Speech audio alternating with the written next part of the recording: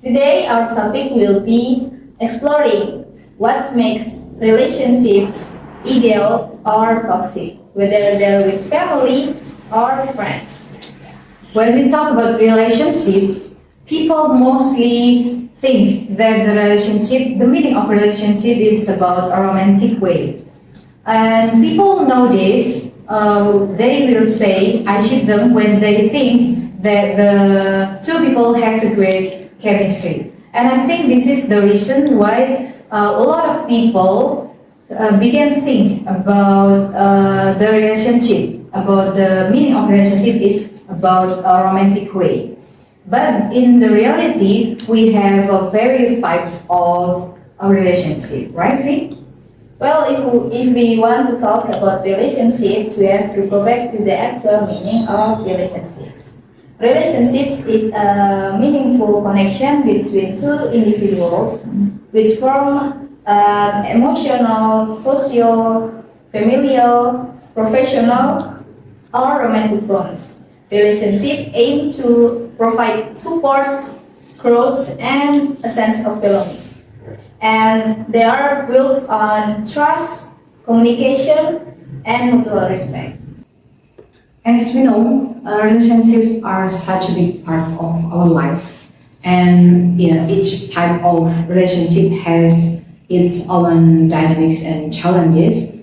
We can start talking with the family relationships. What do you think, Finn, about the defineness and ideal family relationships?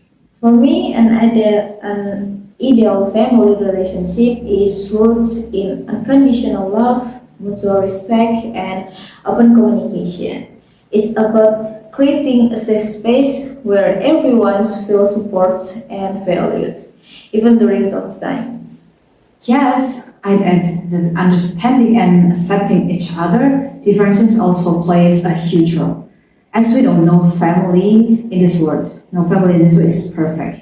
But when we can doing our working together to grow and support one another, we can make our family makes the bond stronger. After you say that, it made me remember one of the influencer that is show and music. Oh yeah. They inspire me when it comes to family relationships, how they guide each as a parent, how they communicate, how they manage their emotions, and that makes me like, wow, that's a good collaboration between husband and wife. Yeah, I know them too. And I'm also very interested with their parenting style. And I like to watch their content video about the parenting style or family relationship. In my opinion, their family relationship is amazing and worthy of being an example for everyone. Okay, now after we talk about family relationships, what about friendships? Fian, what do you think makes a friendship truly ideal? In my opinion, a great friendship is built on trust, and then you can share values, and then mutual support. It's about being there for each other, and not just during the good time, but also when things that get tough. And of course, a bit of humor always help each other. Yeah, that's true. Friendship thrive when there's a genuine effort to stay connected, even if life gets busy. I also think it's important to celebrate each other's achievement without jealousy. So I think whether it's family relationships or friends relationship, it seems like trust and then communication and then mutual respect are common traits make an ideal relationships. But maintaining these relationships can be challenging. What do you think is the key to overcoming those challenges? For me personally, it's all about communication, like listening actively and then expressing yourself honestly one another and then being open to feedback can resolve a lot of misunderstanding. And besides that, you can patience and empathy also go a long way. And don't forget the importance of boundaries. Whether it's with family or friends, understanding and respecting boundaries help maintain healthy relationships. Well said. All right, before we wrap up, Vic, do you have any final thoughts on building and maintaining ideal relationships? Just remember, no relationship is perfect. It's the efforts to grow together, support one another, and communicate openly that makes relationship meaningful. I couldn't agree more. As we discussed earlier about the ideal relationships, of course, relationships shape our lives, but not all relationships are healthy and beneficial. Yes, we can continue. Now we can continue to the next topic. Is still in the relationships topic, but specifically in the toxic relationships. Let's talk about the toxic family relationship. Finn, what's your take on those? Toxic family relationships often involve a lack of respect, poor communication, and unfair expectation. For example, when one family member is expected to bear all the responsibility without any support, it creates resentment and imbalance. Have you heard the term single parent mother? Yes, it's heartbreaking. It refers to married women who handle everything, like raising kids and then managing the households and sometimes even earning income. Well, their husbands contribute minimally. It's not fair at all. If at all, that's a glaring example of a toxic dynamic, like a toxic family relationship. Exactly. Marriage should be a partnership. If one person is left to carry all the weight, it's not a relationship. It's a burden. This applies to other family situations too. Everyone should contribute to keeping the family bond strong. Yeah, that's true, Finn.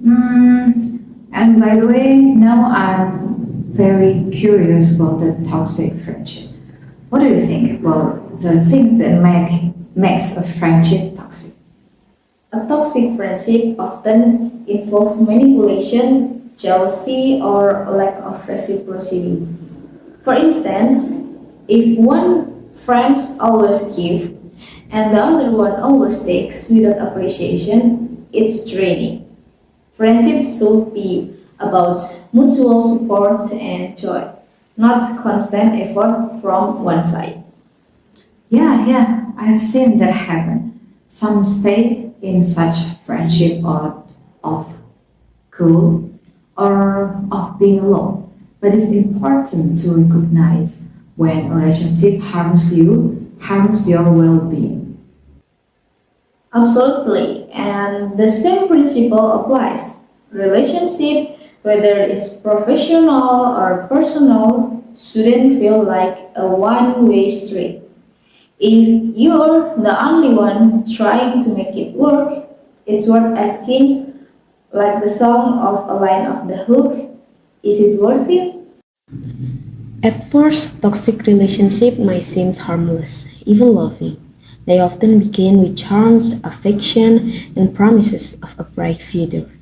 But over time, sometimes changes. Slowly, almost imperceptibly, the foundation of trust begins to crumble. Control takes the place of freedom. Criticism replaces encouragement, and love transforms into manipulation. Toxicity doesn't always come with shouting or obvious side. Sometimes it's subtle, hidden in silence, passive aggressive remarks, or the constant feeling of walking on eggshells. You might feel drained, anxious, or losing part of yourself, and yet you hold on, hoping things will improve. But here's the truth: toxicity feeds on top fear, and the belief that you don't deserve better. It's not your fault. Recognizing the sign doesn't mean you're failing. It means you're starting to see clearly. Whether it's an unkind word that cuts too deep, a pattern of control that limits your growth, or a persistent lack of respect, you deserve better. The power to change lies in your hands. You can set boundaries. You can seek support from trusted friends, family, or professional. And if needed, you can choose to walk away. Walking away isn't weakness, it's courage. You deserve relationships that nurtures your spirit, where love feels safe and mutual, where respect is unwavering. You are worthy of happiness, peace, and a life free from toxicity. Today can be the day you take the first step towards healing. Remember, you're not alone and you are worth it. Okay, and there are some red flags you have to know, so here are a short clip for you. Number 1. They only want you around when they need something from you. Your role in a relationship is not as a therapist or problem solver, and you aren't only there to fix their problems. A friend who only calls you when they need something from you does not consider you a friend, but more like someone who fixes problems. This is a red flag because it unbalances your relationship. They may expect you to shoulder their responsibilities and could hold you accountable for the things that happen in their life. Number 2, they isolate you from others. Relationships are not an excuse to be possessive. If a friend or partner begins to demand more time from you, monitors your activities, or shows signs of being controlling, then that is a sure sign that you should do your best to make sure the relationship is short-lived. Number 3, they never put in the effort. Healthy relationships are reciprocal. If your friend or partner treats the relationship like an emotional support trust fund, it's not a relationship. It's a business transaction. Yeah, that's a great point. Relationship should be mutual. If you find yourself exhausted trying to keep it afloat, it might be time to step back and reassess. Do you have any advice for our listener on handling toxic relationships? Yes. First, acknowledge the problem. Toxicity often thrives in denial. You have to see it without your feelings. Then, set boundaries. It's okay to say no or distance yourself if a relationship harms you. Don't be a people pleaser. It only makes you have little self-respect. Finally, seek support. Talk to someone you trust or a professional if needed. Don't wait to make it worse, otherwise you will be depressed and keep doubting yourself. That's great advice, Finn. And for those in healthy relationships, remember to nurture them. You can show appreciation and then communicate openly each other, and then you can grow together. And do you have any final thoughts, Finn? Yeah, I have. For you guys, life is too short to stay in a relationship that mentally drains you. Prioritize a relationship that brings joy to your life and can keep your mental health sane. Okay, that's all from today's episode. That is about relationship, and of course, a lot of people find this topic interesting. Thanks for listening to today's podcast. Don't forget to take care of yourself and your relationships. That concludes our topic today. About what makes relationships ideal or toxic. See you in the next episode. I'm Vina. And I'm Fian from Let's Talk Podcast. See you. Bye bye.